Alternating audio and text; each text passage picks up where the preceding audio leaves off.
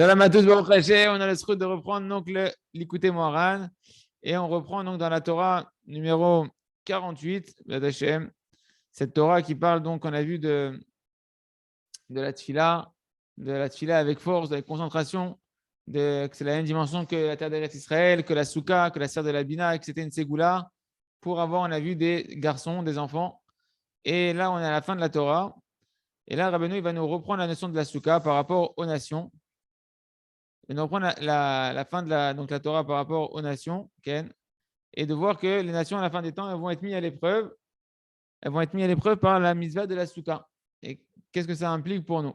Donc, c'est marqué comme ça. Velatit lavo, sheitnasu, mot haolam alede mitzvah Souka. C'est marqué qu'à la fin des temps, Kadosh Baruch Hu, dans Maseret Avodah Zarah, c'est ramené que Kadosh Baruch Hu, il va mettre les nations à l'épreuve quand il y aura Mashiach, etc., que la vérité va se dévoiler dans le monde. Il va les mettre à l'épreuve avec la mitzvah de la Souka. Ken. La Gemara dit comme ça.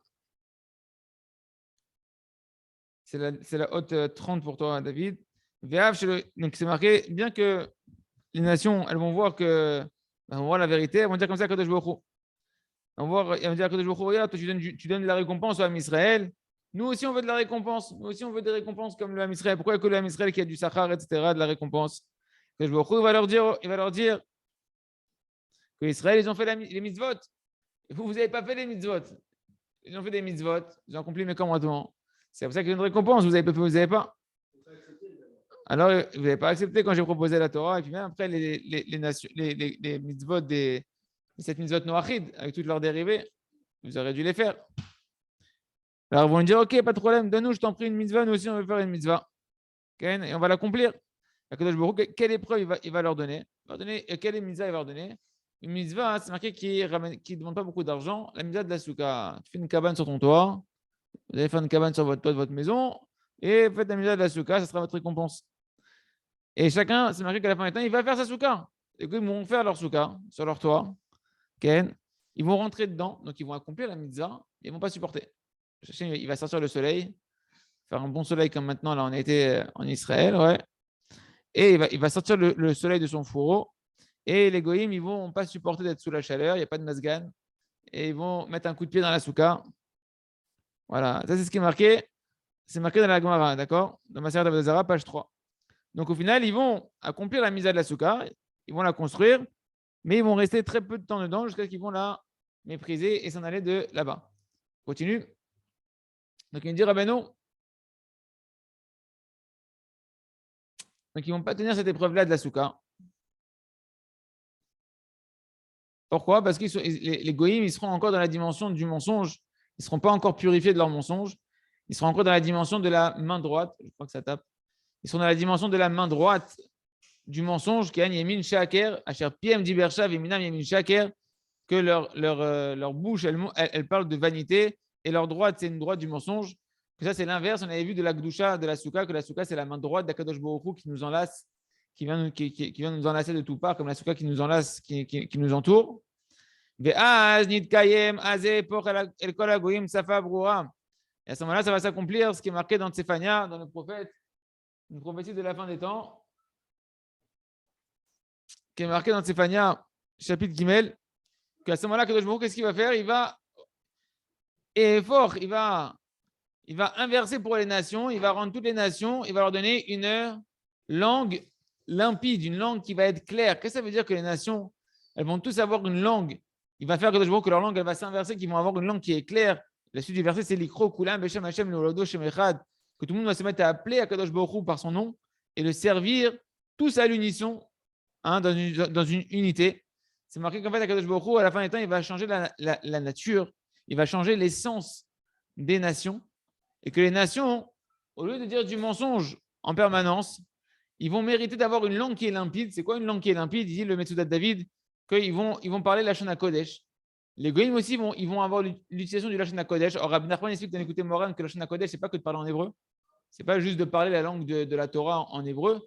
Lachon HaKodesh, c'est la réparation de la parole, et notamment dans la dimension de la tfila, d'utiliser sa bouche pour pouvoir parler avec Akadosh Baruch Hu, pour pouvoir prier à Akadosh Baruch Hu, pour l'homme Israël, étudier la Torah aussi.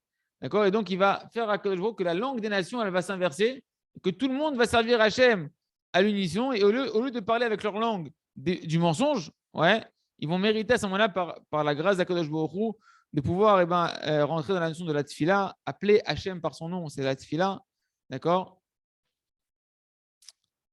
Et il me dit, donc ça c'est ce qui va se passer avec les goïms, d'accord, avec les goïms, quand Akadosh Baruch Hu, il va décider de les ramener dans le Emet. Donc, c'est entendu, après qu'ils vont repousser la souka, que la souka, c'est la dimension de la tfila, on avait vu de la tfila, Bekoar, etc. Akadosh Baruch Hu, il va finir quand même par leur donner un vent de vérité qui font qu'ils vont rentrer eux aussi dans la dimension de la souka, dans la dimension de la tfila, etc. Et il dit, Rabbi Nachman, regardez comment c'est beau, parce que le mot safa, le mot safa, la langue, hein, qui va leur donner à tous, il va inverser leur langue, on aura une langue qui va être une langue limpide pour les nations. Ben, c'est Rachetevot Shel Sachar Peri Habaten. Safa, c'est Sin P He. C'est les initiales de quoi? De Sachar. Sin, ça fait Sachar. Le P, ça fait Peri. Et le He, ça fait Habaten. C'était le verset qu'on avait vu par rapport à la Souka. On avait vu que la récompense du fruit du ventre, hein, on avait vu que c'était la notion que la Souka, hein, qui est comme le ventre de la maman dans lequel on est abrité, et ben, la récompense, son fruit, c'est quoi? C'est de pouvoir avoir des enfants. On a vu, et donc, ça fait référence en tout cas à la dimension de la misva de la souka, la dimension de la tfila, qu'ils vont recevoir cette safa, cette langue qui va être réparée. La Shana Kodesh, c'est quoi la Shana Kodesh? Ils vont rentrer dans la dimension de la tfila, la dimension de la souka. Et on peut dire également ici que, qu'est-ce que c'est marqué? De quoi on parle ici? Quand on dit Sachar Pri Abeten, ça fait référence à la souka, que la souka, on a dit que ça récompense d'avoir des enfants. Mais il y a aussi la dimension ici. Péri Abeten, c'est le fruit du ventre. Ouais. Les goïms, quand ils vont, à la fin des temps, vouloir recevoir une récompense, ils vont vouloir se convertir. D'accord? Et ils vont être comme des nouveau-nés. Ils vont être également comme une dimension d'un nouveau-né qui veut rentrer maintenant dans le Ham Israël. On sait que quand on fait tchouva ou bien quand on se convertit, quand une personne se convertit, c'est une dimension de renaissance. D'accord? Donc c'est ça, Safa, il va inverser leur langue, que tout le monde va avoir une langue limpide, que tout le monde va savoir prier et parler à Kadosh Baruch Hu, et grâce à ça, ils vont entrer dans la dimension de la souka et ils vont être comme des nouveau-nés qui vont renaître. Ken Sachar, Peri Abaden, la récompense du fruit du ventre. Aïnou Prinat Souka, c'est la dimension de la souka canal. C'est marqué également Gam Az, donc la titre là-bas que Ramashiach Tzedkeno, que tout le monde parlera que des paroles de Gdusha, parce qu'Hachem il va clarifier la langue de tout le monde. Grâce à ça, Nitaper rive les shonotes. Ça va s'inverser. Rappelez-vous, on avait vu un verset qui parlait de rive les shonotes. C'est quoi rive les shonotes? C'est-à-dire la dispute des langues. Ouais, on avait vu que le mot rive qui veut dire la dispute, eh ben, c'est le même mot que rabbi. Ouais. Et donc, il n'y aura plus cette dimension veloye bechinat rive. Il n'y aura plus la dimension de rive, de dispute avec les langages des nations. Mais on sera tous dans la dimension de rabbi. D'accord? Parce que Kadosh Baruch Hu, il va réunir tout le Ham Israël en Eretz Israël. Et ça sera un moment où il n'y aura plus de dispute entre nous et Akadosh Baruch Hu, entre la Shrina et Akadosh Baruch Hu. Parce qu'on a vu que quand nous, on parle de mauvaises paroles, quand on n'utilise pas la parole pour la prière, ou bien quand on prie, mais pas avec Havana, etc., il y a une dispute entre la Shrina et Akadosh Baruch Hu, entre le Ham Israël et Akadosh Baruch Hu. Parce qu'on a vu que le fait de prier avec Kohar, c'était comme un enlacement avec Akadosh Baruch Hu qui permettait de préparer une union avec Akadosh Baruch Hu entre nous, la Shrina et Akadosh Baruch Hu, et que quand on ne priait pas avec Havana, alors cet enlacement avec Akadosh Baruch Hu, il ne pouvait pas se faire. Il y avait comme une dispute, comme une rive entre nous, Akadosh Baruch Hu, entre la Shrina et Akadosh Baruch Hu, parce que Akadosh Baruch Hu ne peut pas nous donner sans la prière avec concentration toute l'abondance qu'il voudrait nous donner. Donc c'est à la fin des temps, il n'y aura plus cette dispute, elle va disparaître cette dispute-là. D'accord? Il y aura de la hardoute entre nous et Akadosh Baruch Hu, entre la Shrina et Akadosh Baruch Hu, il y aura une unité. Vaya Safa Echad. Il y aura une seule langue. C'est-à-dire quoi? C'est-à-dire qu'on parlera tous que de la Gdusha. On aura tous que des paroles de Gdusha. On priera avec Kavana. Le Mashiach, il nous a dit qu'une des choses qu'il va faire le Mashiach, c'est de nous apprendre à prier la Tfila avec Kavana. D'ailleurs, ce que le Rav Rouch nous enseigne dans son Sidour, d'accord, avec tous les commentaires qu'il nous a mis simples pour nous aider à prier avec Kavana, que des gens simples aujourd'hui, ils peuvent faire 1 heure de Hamida sans avoir trop de connaissances de base. Mais en tout cas, on aura tous cette capacité après de pouvoir servir Hachem dans une seule langue, c'est-à-dire avec des paroles de Gdusha, etc. Les Rovdo Shrem Echad, pour qu'on va le servir tous. Shrem Echad, c'est-à-dire, il dit le Metzudat David, et dans les commentaires là-bas du Nar, c'est marqué, on va tous le servir, on va tous être du même côté, on aura tous la même conscience d'Akadosh Baruch Hu. J'ai entendu, chacun aura un niveau de conscience qui sera différent en fonction de son travail, mais on aura tous la conscience d'Akadosh Baruch Hu, de l'amour d'Hachem, et tout le monde sera tourné à vouloir parler des paroles de Gdusha, à prier avec Kavana, etc. Ve'azid Gaber Aemet.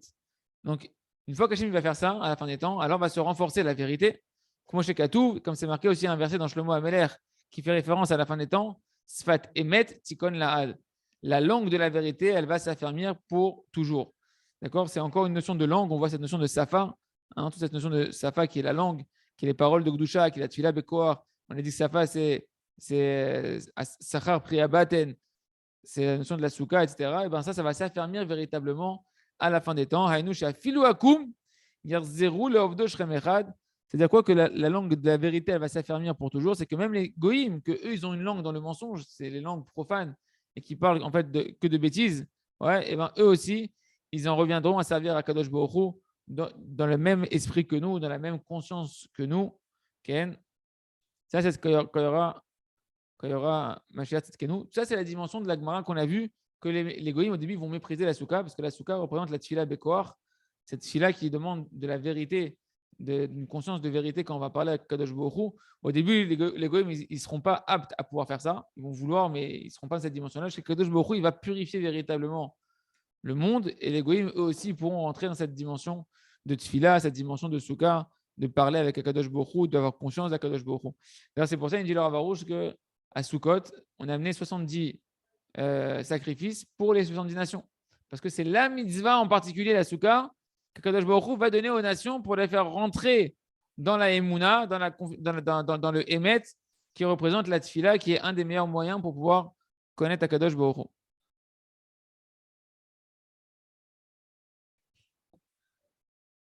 Il dit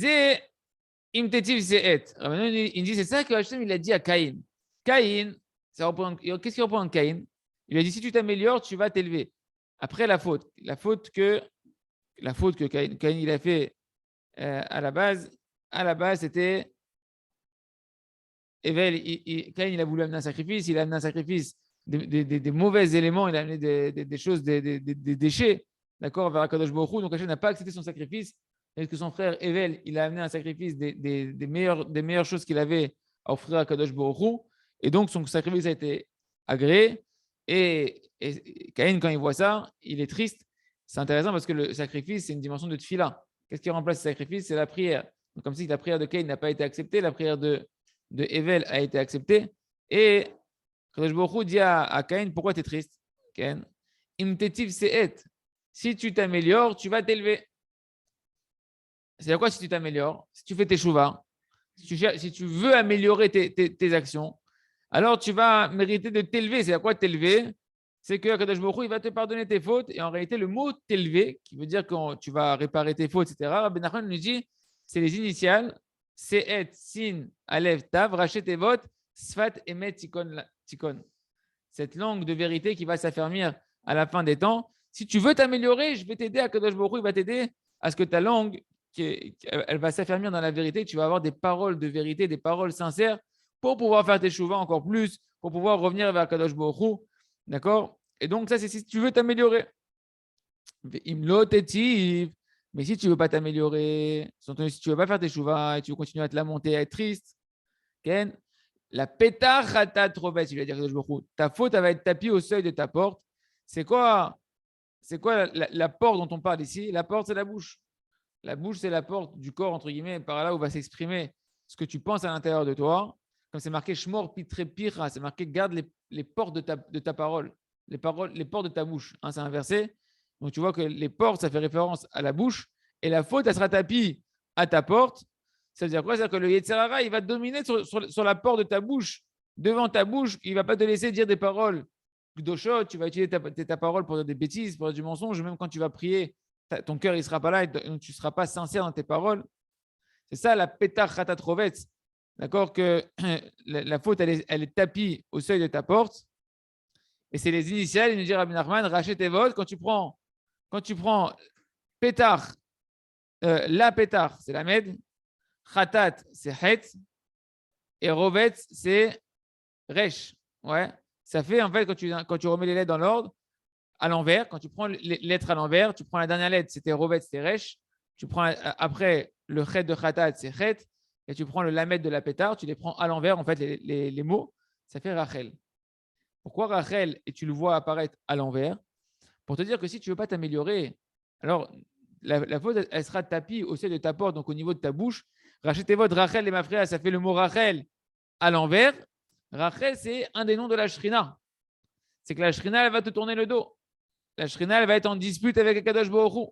Pourquoi le mot Rachel, il apparaît à l'envers? Si tu ne veux pas t'améliorer, tu ne pourras pas avoir ces paroles de sincérité quand tu parles avec Akadosh Baruch Hu, qui font que, on a dit, quand tu parles avec sincérité avec Akadosh Baruch Hu, parce que tu veux t'améliorer, alors à ce moment-là, il y a une union avec Akadosh Baruch Hu, il y a un enlacement avec Akadosh Baruch Hu. Mais si ce n'est pas le cas, alors même quand tu vas prier, si tu n'es pas en train de faire tchouva, etc., quand tu vas prier, ton cœur, il ne va pas être là. Et en fait, tu vas être comme en dispute avec Kadosh Baruch Hu, comme si tu lui parles et tu n'es pas là, et tu t'en fous de ce que tu dis, etc. Et donc, en fait, c'est la Shrina qui est représentée par ta tefila, qui est en dispute avec Kadosh Baruch Hu, Kaviachol, si on peut dire ainsi, qu'elle ne peut pas s'unir avec Kadosh Baruch Hu, donc elle ne peut pas te donner toute l'abondance qu'il voudrait te donner. Et c'est ça qu'il lui a dit à Caïn. Il lui a dit arrête d'être triste. Si tu t'améliores, si tu arrêtes de te lamenter, si tu veux faire tchouva, si tu crois que je peux t'aider à faire tchouva, je vais te donner des bonnes paroles et on va retrouver la Shrina qui est dans ta tefila. Elle va s'unir avec moi, tu vas avoir la bracha et ça va bien se passer après. Par contre, tu ne veux pas t'améliorer, tu veux rester en train de faire la tête et à remuer le passé négativement, etc., et pas faire tchouva, alors tu n'auras pas des paroles de Gdusha. Et quand tu vas parler avec moi, même quand tu vas vouloir faire des tfilotes, eh ben, tu vas sentir qu'il n'y a pas d'harmonie, il n'y a pas de bracha qui coule parce que ta tfila, qui est la représentation de la Shrina, elle est en dispute avec Kadosh Baruch Hu, Kaviachol, puisque tu n'es pas sincère dans tes paroles, vu que tu ne cherches pas à t'améliorer. Okay? C'est ça que les rachetés votes de Rachel, ils apparaissent à l'envers. Dans la Pétah Khatatrovet, ça apparaît le mot Rachel quand tu le lis à l'envers. Parce que la Shrina, comme si elle est Bachazarat Anpin, dit Rabbeinu. Comme si elle tourne son visage. Elle te donne la nuque. Bechinat Riv, c'est la dimension de la dispute, le contraire de Rabbi.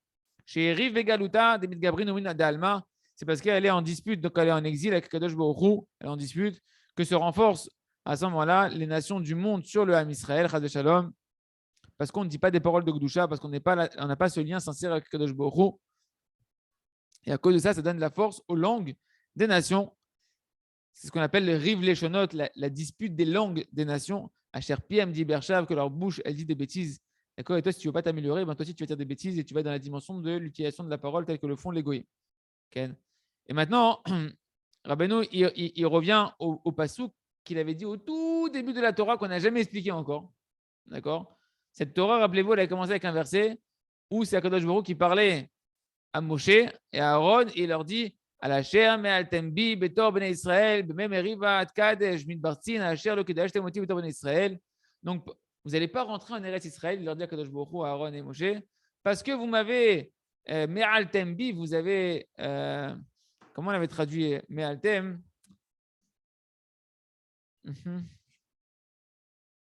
Me'al tembi.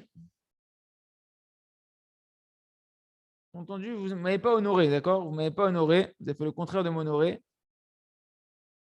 Ramène ici le sens du verset, pas exactement. Non.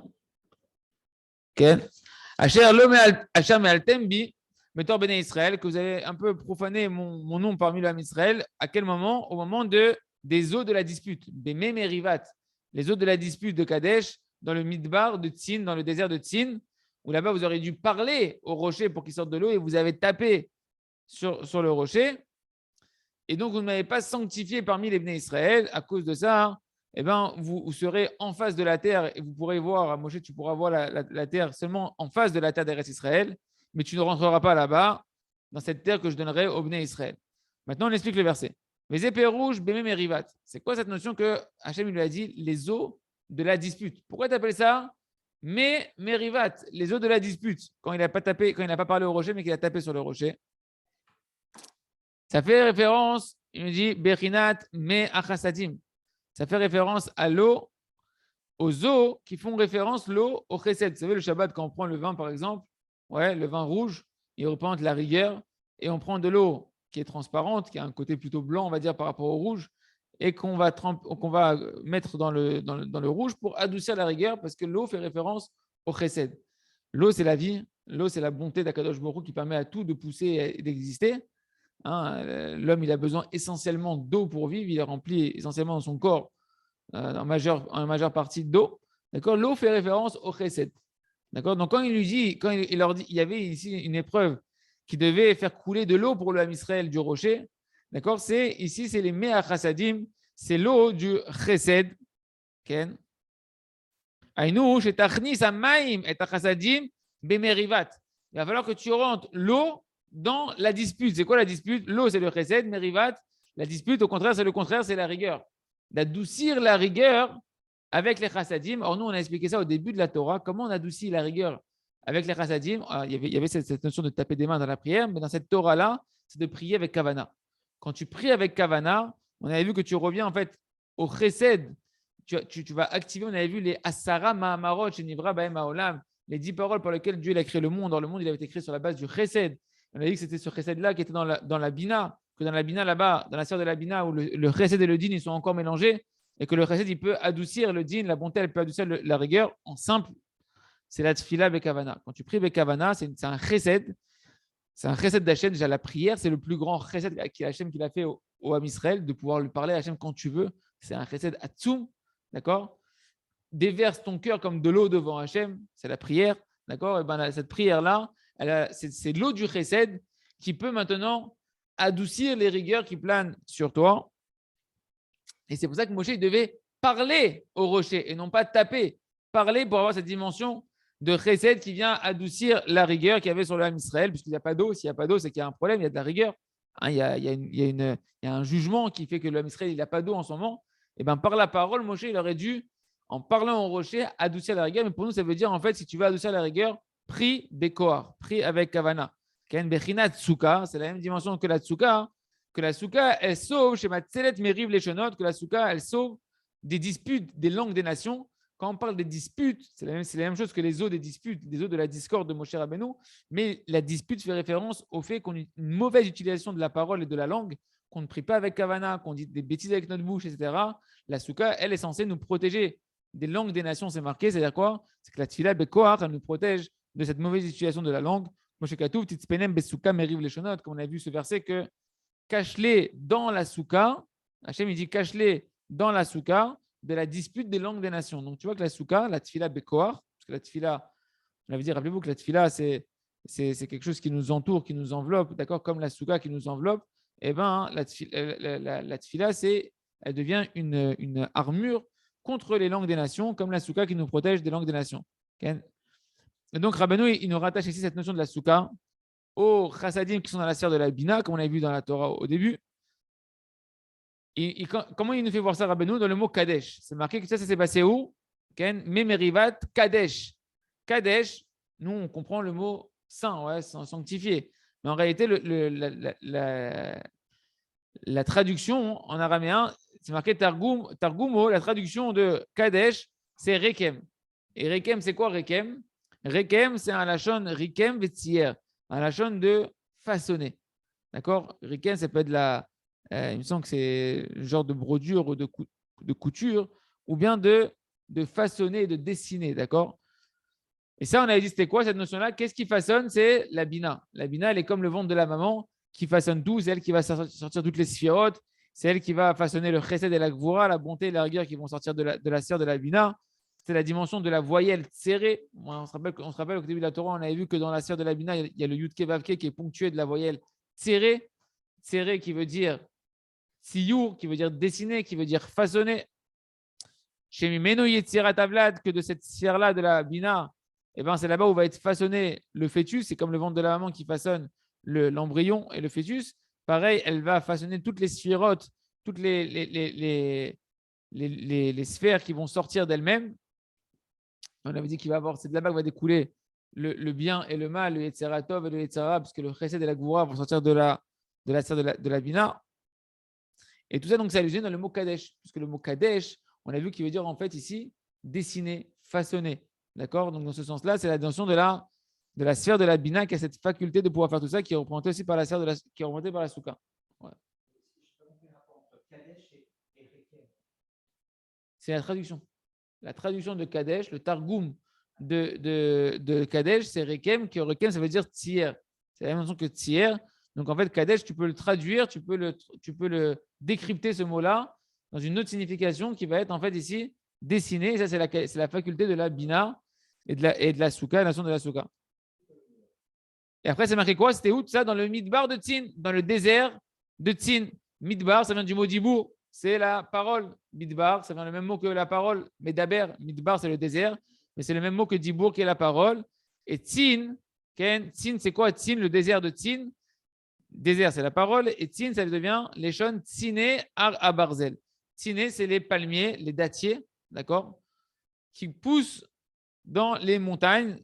D'accord. Donc, Tzine Har Abarzel, c'est un verset.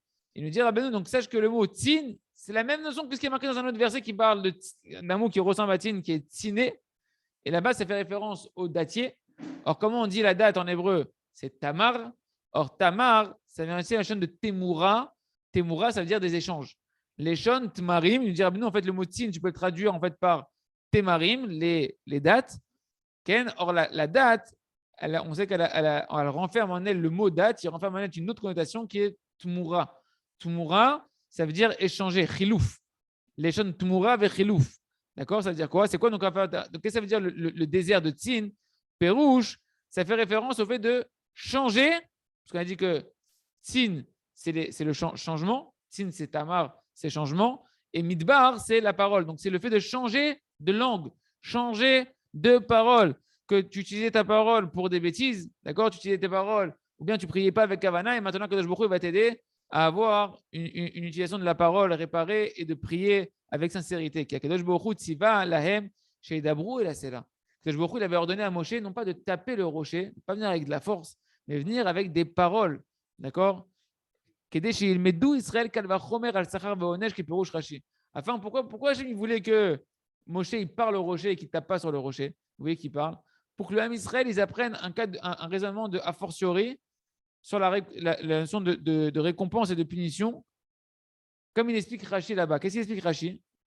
Rashi, il dit normalement, s'ils avaient parlé au rocher, Ken, s'ils avaient parlé au rocher, que le rocher, c'est quoi? C'est un minéral. Un minéral, Ken, il n'a même pas de libre arbitre, il n'a rien du tout. Ils auraient dit comme ça, le Ham Israël. Ils auraient dit quoi? Si déjà un rocher, que c'est un minéral, que lui, il n'a pas de récompense et de punition par rapport à ses actions. Ouais. Et malgré tout, rien quand Moshe lui dit fais sortir de l'eau, il accomplit la parole d'Akadosh Baruch Hu, le commandement d'Akadosh Baruch Hu.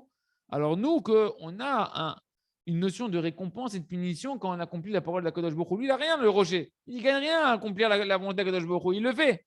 Il n'a pas. Alors nous, oui, on a un libre arbitre qui nous permet d'avoir une récompense et une punition. A fortiori que nous, on doit accomplir la mise à la Kadosh Baruch Hu. C'est ce qui ramène Rashi le raisonnement que Hachem voulait que l'homme Israël fasse en voyant Moshe parler au rocher. Que le rocher, si jamais il se soumet à faire la montée de Kadosh Baruch Hu sans avoir de récompense et de punition, alors nous aussi, on doit faire la volonté d'Akadosh Baruch Hu, parce que nous, à plus forte raison, on a des récompenses et des punitions. Okay? Et eux, Moshe et Aaron, ils ont endommagé cette notion de la parole qui aurait pu avoir cet effet sur l'homme Israël. Vem pagmou be'adibour. Ils ont endommagé la dimension de la parole. Et donc ils ont engendré, que Dieu nous en préserve, ce qu'on appelle la notion du renforcement de la dispute des langues des nations. Une mauvaise utilisation de la parole va faire qu'au final, les langues des nations prennent le dessus sur nous, les langues étrangères, les nations. Rappelez-vous qu'il avait dit Rabbi Nachman que les langues, ça fait référence en réalité, chaque nation elle a une langue différente parce que chaque nation elle a un mauvais trait de caractère et un mauvais désir qui est différent, d'accord? Et que quand on dit que les langues des nations, elles sont en dispute sur nous, c'est qu'on est attaqué non pas seulement physiquement par les nations, mais même par les mauvais traits de caractère et les mauvais désirs des nations. Les Garmou, Idgabrut, Yemin Sheker, et donc Moshe et Aaron, ils ont entraîné par ça un renforcement de la main droite du mensonge, Ken, qui est la main des nations. Moshe Katou, comme c'est marqué, Asher Piem, Dibershav, que leurs paroles, elles ont dit des paroles de futilité. Et que leur main droite, c'est une droite du mensonge, c'est le contraire de la droite de lancement d'Akadosh Baruch Hu, quand il nous enlace par sa droite Hachem, par son chesed, quand on est à la mitzvah de la souka, quand on prie avec Kohar, quand on a une utilisation de la parole réparée, quand on endommage la parole et la tfila, alors c'est la droite du mensonge. Les paroles futiles des nations, tu utilises ta parole dans la futilité et dans des vanités, tu pries sans concentration, alors ce n'est pas la droite d'Hachem qui va t'entourer, mais c'est la droite du mensonge des nations. C'est ça, il nous dit l'explication du mot tzin, l'échange tumura, qui veut dire en fait un échange. C'est qu'en réalité, on parle ici de l'échange, soit tu es dans la parole de la vérité, la parole tu pries avec Akadosh Baruch Hu, ou bien tu es dans la parole, dans un échange de la parole une inversion de la parole où tu parles avec des vanités et c'est le contraire. Tmurat Kodesh, donc ça veut dire en fait, c'est cette notion d'inversion de Kodesh. C'est quoi Kodesh? Au lieu d'être Tmura comme Kodesh, Tmura Tsere, on a dit que le mot Kodesh, qu'est-ce qu'on a dit pour le mot Kodesh? On a dit le mot Kodesh, il fallait le remplacer par le mot Rekem et Tziyur. D'accord? Donc c'est que tu as inversé en réalité cette notion de Kodesh, parce qu'on a dit que ça s'est passé le Memerivat Kadesh. Cette notion de Kodesh, tu l'as inversé. Tu as inversé Tmura Tsere, tu as inversé la notion de Tsere, parce qu'on a dit que Kodesh c'est Tziyur, que ça c'est la cire de la Bina qui elle permet de dessiner, etc., qui peut dessiner en bien ou en mal.